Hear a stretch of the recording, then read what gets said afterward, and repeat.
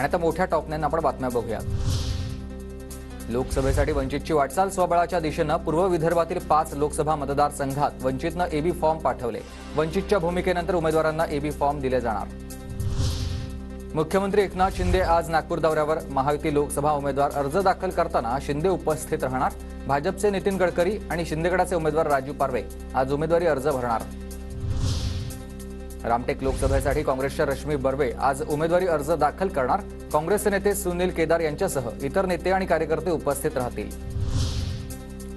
नारायण राणे लोकसभेवर निवडून आले तर त्यांचं मंत्रिपद नक्की। मंत्री दीपक केसरकरांकडून नारायण राणेंच्या उमेदवारीचं समर्थन। किरण सामंत इच्छुक असताना केसरकरांच्या भूमिकेने भुवया उंचावल्यात। नारायण राणे ही फक्त नारायण राणे म्हणून व्यक्ती नाही, त्यांच्यावर आमचं सिंधुदुर्गाचं मंत्रिपद आहे। आमचा पुढचा विकास हा त्याच्यावर अवलंबून आहे। आज त्यांना राज्यसभेचं तिकीट मिळालेलं नाही आहे। आज जर लोकसभेवर निवडून आले तर पुन्हा ते मंत्री बनण्याचं त्यांची कॅपॅसिटी आहे।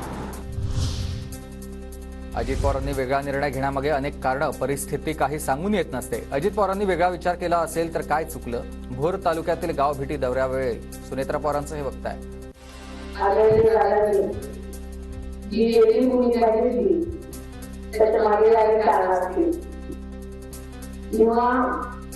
एखाद्या गोष्टीकडे लोक होतो तेव्हाच माणसं कुठेतरी वेगळ्या भूमिकेमध्ये जातात। शरद पवार गटाच्या पार्लमेंटरी बोर्डाची आज मुंबईत महत्त्वाची बैठक। सुप्रिया सुळे, जयंत पाटील, अमोल कोल्हे आणि जितेंद्र आव्हाड उपस्थित राहतील।